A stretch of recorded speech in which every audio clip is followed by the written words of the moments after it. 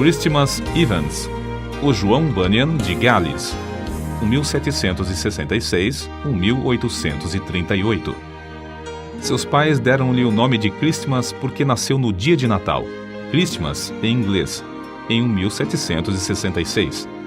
O povo deu-lhe a alcunha de pregador caolho, porque era cego de um olho. Alguém assim se referiu a Christmas Evans. Era o mais alto dos homens, de maior força física e o mais corpulento que jamais vi. Tinha um olho só, se há razão para dizer que era olho, pois mais propriamente pode-se dizer que era uma estrela luzente, brilhando como Vênus.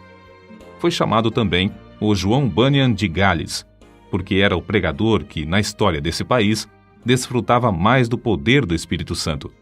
Em todo lugar onde pregava, havia grande número de conversões. Seu dom de pregar era tão extraordinário que, com toda a facilidade, podia levar um auditório de 15 a 20 mil pessoas, de temperamentos e sentimentos vários, a ouvi-lo com a mais profunda atenção. Nas igrejas, não cabiam as multidões que iam ouvi-lo durante o dia. À noite, sempre pregava ao ar livre, sob o brilho das estrelas. Durante a sua mocidade, viveu entregue à devassidão e à embriaguez. Numa luta, foi gravemente esfaqueado. Outra vez, foi tirado das águas como morto, e ainda doutra vez, caiu de uma árvore sobre uma faca. Nas contendas era sempre o campeão, até que, por fim, numa briga, seus companheiros cegaram-lhe um olho. Deus, contudo, fora misericordioso durante esse período, guardando-o com vida para, mais tarde, fazê-lo útil no seu serviço. Com a idade de 17 anos, experimentou a graça da salvação. Aprendeu a ler e, não muito depois, foi chamado a pregar e separado para o ministério.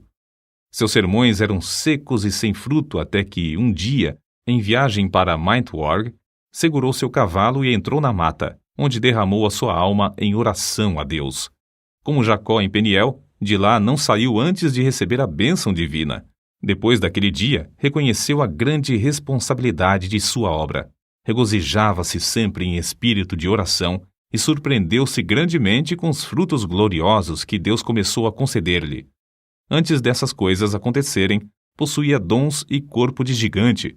Depois, porém, foi-lhe acrescentado o espírito de gigante. Era corajoso como um leão e humilde como um cordeiro. Não vivia para si, mas para Cristo. Além de ter, por natureza, uma mente ativa e uma maneira tocante de falar, tinha um coração que transbordava de amor para com Deus e o próximo. Verdadeiramente era uma luz que ardia e brilhava. No sul de Gales andava a pé, pregando, às vezes 5 sermões num só dia. Apesar de não andar bem vestido e de possuir maneiras desastrosas, grandes multidões afluíam para ouvi-lo. Vivificado com o fogo celestial, subia em espírito como se tivesse asas de anjo e quase sempre levara o auditório consigo. Muitas vezes, os ouvintes rompiam em choro e vivenciavam outras manifestações, coisas que não podiam evitar. Por isso, eram conhecidos como saltadores galeses. Era a convicção de Evans que seria melhor evitar os dois extremos, o excesso de ardor e a frieza demasiada. Deus, porém, é um ser soberano e opera de várias maneiras. A alguns, ele atrai pelo amor, enquanto a outros, ele espanta com os trovões do Sinai, para acharem preciosa paz em Cristo. Os vacilantes, às vezes, são por Deus sacudidos sobre o abismo da angústia eterna, até clamarem pedindo misericórdia e acharem gozo indizível. O cálice desses transborda até que alguns, não compreendendo, perguntam: por que tanto excesso?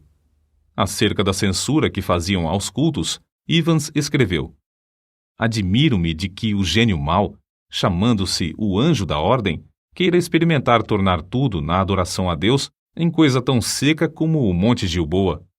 Esses homens da ordem desejam que o orvalho caia e o sol brilhe sobre todas as suas flores, em todos os lugares, menos nos cultos ao Deus Todo-Poderoso. Nos teatros, nos bares e nas reuniões políticas, os homens comovem-se, entusiasmam-se e são tocados de fogo como qualquer saltador galês. Mas, segundo eles desejam, não deve haver coisa alguma que dê vida e entusiasmo à religião. Irmãos, meditai nisto. Tendes razão ou estáis errados? Conta-se que, em certo lugar, havia 3 pregadores para falar, sendo Evans o último. Era um dia de muito calor. Os primeiros 2 sermões foram muito longos, de forma que todos os ouvintes ficaram indiferentes e quase exaustos. Porém, depois de Evans haver pregado cerca de 15 minutos sobre a misericórdia de Deus, tal qual se vê na parábola do filho pródigo, centenas dos que estavam sentados na relva, repentinamente, ficaram em pé. Alguns choravam e outros oravam sob grande angústia. Foi impossível continuar o sermão. O povo continuou a chorar e orar durante o dia inteiro, e de noite até o amanhecer. Na ilha de Anglesey, porém, Evans teve de enfrentar certa doutrina chefiada por um orador eloquente e instruído. Na luta contra o erro dessa seita, começou a esfriar espiritualmente. Depois de alguns anos, não mais possuía o espírito de oração nem o gozo da vida cristã. Mas ele mesmo descreveu como buscou e recebeu de novo a unção do poder divino, que fez a sua alma abrasar-se ainda mais do que antes. Não podia continuar com o meu coração frio para com Cristo, sua expiação e a obra de seu Espírito. Não suportava o coração frio no púlpito, na oração particular e no estudo, especialmente quando me lembrava de que, durante 15 anos, o meu coração se abrasava como se eu andasse com Jesus no caminho de Emaús. Chegou o dia, por fim, que nunca mais esquecerei. Na estrada de Dowdley, senti-me obrigado a orar, apesar de ter o coração endurecido e carnal. Depois de começar a suplicar, senti como que pesados grilhões que caíssem e como que montanhas de gelo se derretessem dentro de mim. Com esta manifestação, aumentou em mim a certeza de haver recebido a promessa do Espírito Santo. Parecia-me que meu espírito inteiro fora solto de uma prisão prolongada, ou como se estivesse saindo do túmulo num inverno muitíssimo frio. Correram-me abundantemente as lágrimas, e fui constrangido a clamar e pedir a Deus o gozo da sua salvação, e que ele visitasse de novo as igrejas de Anglesey, que estavam sob meus cuidados. Tudo entreguei nas mãos de Cristo. No culto seguinte, senti-me como que removido da região estéril e frígida de gelo espiritual para as terras agradáveis das promessas de Deus. Recomecei, então, os primeiros combates em oração, sentindo um forte anelo pela conversão de pecadores, tal como tinha sentido em Lane. Apoderei-me da promessa de Deus. O resultado foi que vi, ao voltar a casa, o Espírito operar nos irmãos de Anglesey, dando-lhes o espírito de oração com importunação. O grande avivamento vivido pelo pregador contagiou o povo em todos os lugares da ilha de Anglesey e em todo o Principado de Gales. A convicção de pecado, como grandes enchentes, passava sobre os auditórios. O poder do Espírito Santo operava até o povo chorar e dançar de alegria. Um dos que assistiram ao seu famoso sermão sobre o endemoniado gadareno conta que Evans retratou tão fielmente a cena do livramento do pobre endemoniado, a admiração do povo ao vê-lo liberto, o gozo da esposa e dos filhos quando voltou a casa, curado, que o auditório rompeu em grande riso e choro. Alguém assim se expressou.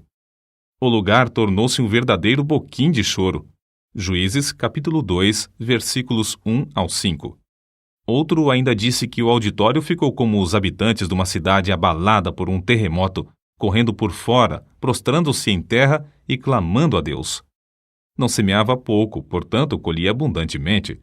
Ao ver a abundância da colheita, sentia seu zelo arder de novo, seu amor aumentar, e era levado a trabalhar ainda mais. A sua firme convicção era de que nem a melhor pessoa pode salvar-se sem a operação do Espírito Santo, e nem o coração mais rebelde pode resistir ao poder do mesmo Espírito. Evans sempre tinha um alvo quando lutava em oração. Firmava-se nas promessas de Deus, suplicando com a persistência de quem não pode desistir antes de receber. Dizia que a parte mais gloriosa do ministério do pregador era o fato de agradecer a Deus pela operação do Espírito Santo na conversão dos pecadores. Como vigia fiel, não podia pensar em dormir enquanto a cidade se incendiava.